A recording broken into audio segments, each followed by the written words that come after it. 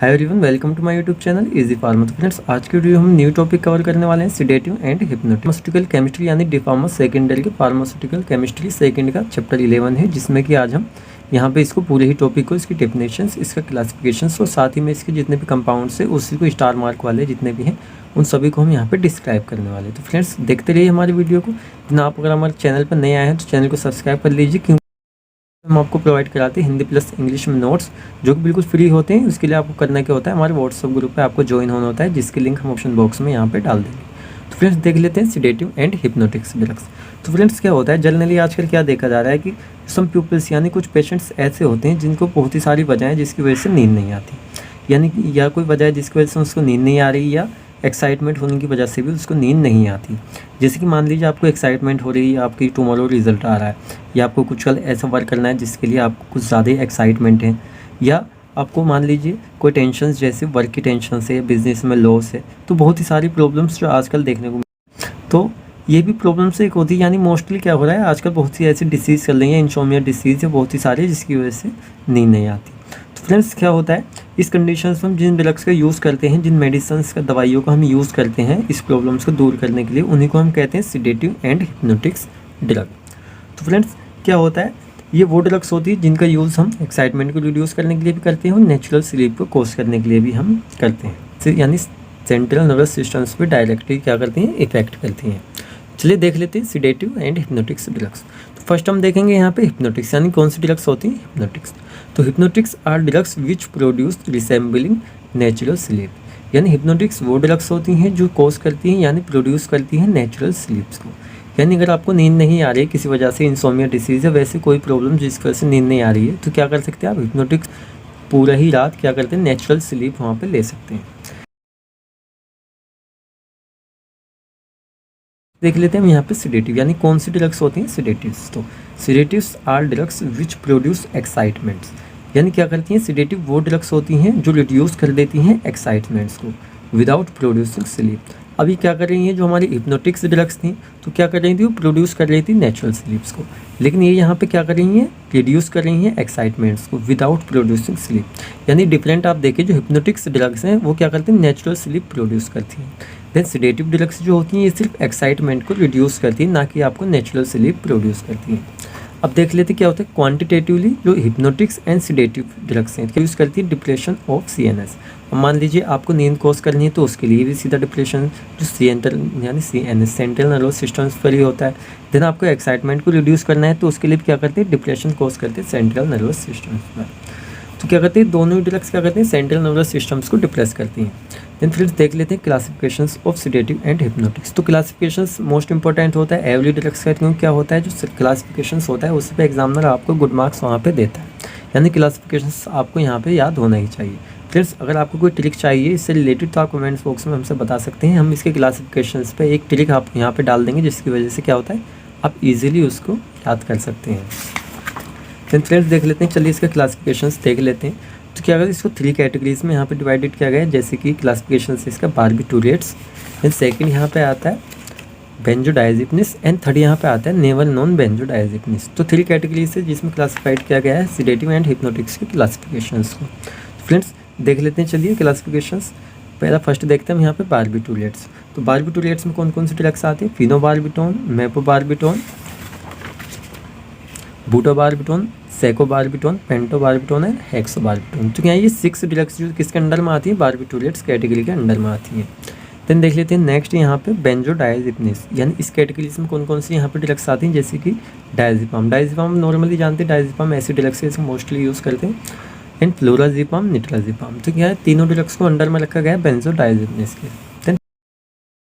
Then friends, यहाँ पे third हम देख लेते हैं कि यहाँ पे कैटेगरी नेवर नॉन बेंजोडाइजेपिन्स, यानी इस कैटेगरीज के अंडर में सिर्फ 2 ड्रग्स यहाँ पे आती हैं, ज़ोपिक्लोन एंड ज़ोल्पिडेम। तो ये दोनों ड्रग्स आती हैं इसके अंडर में।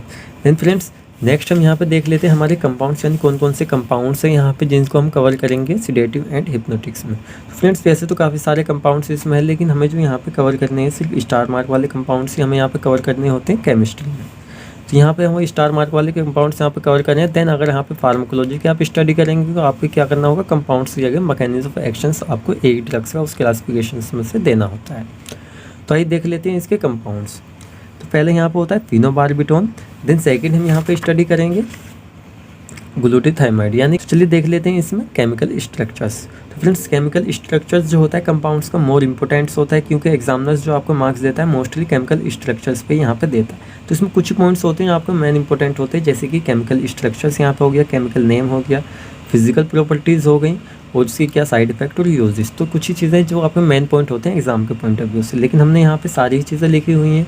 आपको अगर याद रहे तो आप सारे ही लिख सकते हैं, देन आपको अगर कोई पॉइंट्स याद नहीं आता है तो सारे पॉइंटों में से आप वहाँ पे कुछ छोड़ सकते हैं। लेकिन आप यहाँ पे इसका जो केमिकल स्ट्रक्चर्स है और केमिकल नेम है, तो ये फ्रेंड मोस्ट इंपॉर्टेंट है, इसको आप जितना हो सके अच्छे से अच्छा वहाँ पे बना के आए और लिख के आए। फिनोबार्बिटोन का चलिए देख लेते हैं केमिकल स्ट्रक्चर्स। तो फ्रेंड्स इसका केमिकल स्ट्रक्चर्स काफ़ी हार्ड है अगर आप देखा जाए तो, लेकिन आप इसको अगर याद कर सकते हैं। तो इसका स्ट्रक्चर्स आप यहाँ पे देख सकते हैं, कार्बन मोनोऑक्साइड 2 यहाँ पे ग्रुप लगे हुए हैं, नाइट्रोजन ऑक्साइड 2 यहाँ पे लगे हुए हैं, ऑक्सीजन लगा हुआ है, लेकिन यहाँ पे क्या लगा हुआ है, यहाँ पे इथाइल। तो क्या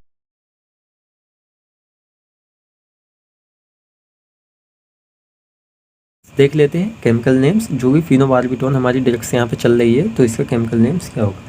तो इसका नाम यहाँ पे होगा 5-इथाइल 5-फिनाइल बार्बिटूरिक एसिड। तो यहाँ पे क्या होगा, इसका केमिकल नेम्स होगा। तो फ्रेंड्स ये जो केमिकल नेम्स और स्ट्रक्चर्स होते हैं ये आपको यहाँ पे याद करने होते हैं, क्योंकि ये काफ़ी हार्ड होते हैं। इस वजह से क्या होता है, इनको याद करने में काफ़ी प्रॉब्लम्स आती है। लेकिन आप इसकी एक ही तरीका है याद करने का, इसको आप जितना ज़्यादा से ज़्यादा अपने रफ कॉपी पे इसको बना के देखने की और लिखने की प्रैक्टिस करेंगे, इतनी आपको क्या होता है वहाँ पे अच्छे से याद हो जाता है।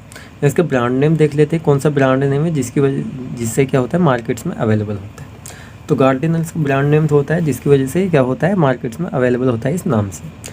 देन देख लेते हैं फिजिकली कलरलेस होता है, देन इसका ऑर्डर जो होता है यहाँ पे ऑर्डरलेस होता है, उसका टेस्ट जो होता है बिटर होता है। देन देख लेते हैं सोल्यूबिलिटी, यानी किस किस चीज़ में सोल्यूबल होता है, किस में इनसोल्यूबल होता है।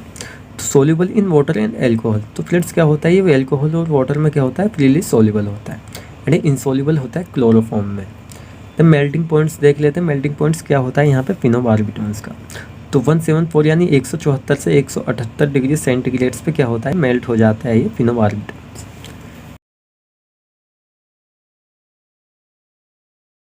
फ्रेंड्स देख लेते हैं इसके स्टोरेज कंडीशंस। तो एयर टाइट कंटेनर, यानी इसकी जो स्टोरेज किया जाता है एयर टाइट कंटेनर्स में किया जाता है। इसको ऑफिशियल्स नेम देख लेते हैं, फिनोबार्बिटोन BPIP। यहाँ पे मीन्स होता है फिनोबार्बिटोन BP, यानी ब्रिटिश फार्माकोपिया और इंडियन फार्माकोपिया के थ्रू क्या किया गया है, इसको प्रिपेयर किया गया है। तो इसके साइड इफेक्ट देख लेते हैं क्या क्या साइड बॉडी पर। तो क्या होता है फ्रेंड्स, इसका नॉर्मल यानी कि जो एक सीधा साइड इफेक्ट है कोमा, यानी कि आप मैक्सिमम क्वांटिटी में ड्रग्स को ले लेते हैं, जिससे क्या करती है आपके सेंट्रल नर्वस सिस्टम से ज़्यादा ही डिप्रेस वहाँ पे हो जाता है, जिसकी वजह से आपको एक कोमा में भी पेशेंट्स वहाँ पे जा सकता है। तो इसके यूजेस देख लेते हैं क्या क्या यूज होते हैं फिनोबार्बिटोन्स के फॉर नेचुरल स्लीप। तो फ्रेंड्स क्या होता है सिडेटिव ड्रग्स यानी हिप्नोटिक ड्रग्स जितने भी हैं, हिप्नोटिक ड्रग्स से आप क्या करते हैं एक नेचुरल स्लीप के लिए यूज़ करें as a sedative and hypnotics. तो फ्रेंड फिनोबार्बिटोन जो ड्रग्स है सीडेटिव एंड हिप्नोटिक्स दोनों के ही अंडर में आएगी। तो यहाँ पे क्या आएगा, सभी के दोनों के अंडर में ही आएगा। रिड्यूस एक्साइटमेंट, तो एक्साइटमेंट को क्या करती है रिड्यूस कर देती है sedative drugs. Used as a anti epileptic drugs. तो फ्रेंड्स ये कैटेगरी हम आगे पढ़ेंगे क्या करते हैं, एंटी एपिलेप्टिक ड्रग्स भी यहाँ पर हम इसको कह सकते हैं, क्योंकि क्या करते हैं ये जो एपिलेप्सी डिसीज होती है उसकी थेरेपी में बार्बिटोन्स का। देन फ्रेंड्स देख लेते हैं हमारी नेक्स्ट ड्रग यहाँ पे ग्लूटाथाइमाइड। तो इसका केमिकल स्ट्रक्चर्स आप यहाँ पे देख सकते हैं, आप इसकी नंबरिंग करके इजीली आप इसका नाम लिख सकते हैं। तो यहाँ पे हम देख लेते हैं 3-इथाइल 3-फिनाइल पाइपरडाइन 2,6 डायोन। तो ये इसका केमिकल नेम्स हो जाता है। देन देख लेते हैं इसके ब्रांड नेम क्या क्या होते हैं। तो इसका डोरिडेम एक सिंपल सा ब्रांड नेम होता है। देन इसकी फिजिकल प्रॉपर्टीज़ देख लेते हैं क्या क्या होती है ग्लूटाथाइमाइड्स की। तो इसकी फिजिकल प्रॉपर्टीज़ में फर्स्ट देख लेते हैं इसका कलर्स जो होता है वाइट होता है। देन ऑर्डर इसका ऑर्डरलेस होता है। टेस्ट जो होता है इसका बिटर होता है। इसका मेल्टिंग पॉइंट्स 102 से 103 डिग्री सेंटीग्रेड होता है। इसकी सोल्युबिलिटी देख लेते हैं किस किस सब्सटेंस में सोल्यूबल होता है और किस में इनसोल्यूबल होता है। तो सोल्यूबल इन क्लोरोफॉर्म, जो क्लोरोफॉर्म हमारा जो केमिकल्स होता है उसमें ईजिली सोल्यूबल होता है। एंड वाटर जो होता है उसमें इनसोल्यूबल होता है। इसकी स्टोरेज देख लेते हैं क्या स्टोरेज होती है यहाँ पे ग्लूटाथाइमाइड्स की। प्लस एयर टाइट कंटेनर में स्टोर किया जाता है इसको, जिससे किसी भी तरह से इसमें एयर इसमें एंटर ना कर सके। इसका ऑफिशियल नेम देख लेते हैं ग्लूटाथाइमाइड BP, यानी ब्रिटिश फार्माकोपिया के थ्रू भी इसको प्रिपेयर किया जाता है। एंड जो इसकी टैबलेट्स यहाँ पे आती है उसको ब्रिटिश फार्माकोपिया और यूनाइटेड स्टेट फार्माकोपिया यानी USP, तो दोनों इसके थ्रू क्या किया जाता है इसको प्रिपेयर किया जाता है। इसके साइड इफेक्ट देख लेते हैं क्या क्या साइड इफेक्ट्स इसके हो सकते हैं। वोमिटिंग, यानी ओरली आप इसको यूज़ करें तो आपको वोमिटिंग हो सकती है। देन नेक्स्ट आप क्या कर रहे हैं, जो हेडेज होती है वो भी आपको यहाँ पे हो सकती है। इसके यूजेस देख लेते हैं, क्या क्या यूजेस है यहाँ पे ग्लूटाथाइमाइड्स के। तो फ्रेंड्स इसके यूजेस आप देख सकते हैं, ट्रीटमेंट ऑफ इंसोमिया, यानी जितने भी सिडेटिव हिप्नोटिक्स ड्रग्स हैं उनका इंसोमिया में यूज़ किया जाता है, as a hypnotics, as a sedative and for natural sleep. तो यहाँ पे इन्हीं यूजेस के साथ में क्या हो जाता है फ्रेंड्स, ये कैटेगरीज जो हमारी सिडेटिव एंड हिप्नोटिक्स यहाँ पे कंप्लीट्स हो जाती है। फ्रेंड्स अगर आपको इसके नोट्स चाहिए तो हमारे व्हाट्सअप ग्रुप पे ज्वाइन हो सकते हैं, जिसकी लिंक हम अपने डिस्क्रिप्शन बॉक्स में डाल देंगे। देन इस कैटेगरी से रिलेटेड आपका कोई भी क्वेश्चन होता है तो आप हमसे कमेंट्स बॉक्स में वहाँ पे पूछ सकते हैं। तो मिलते हैं आपसे नेक्स्ट वीडियो में।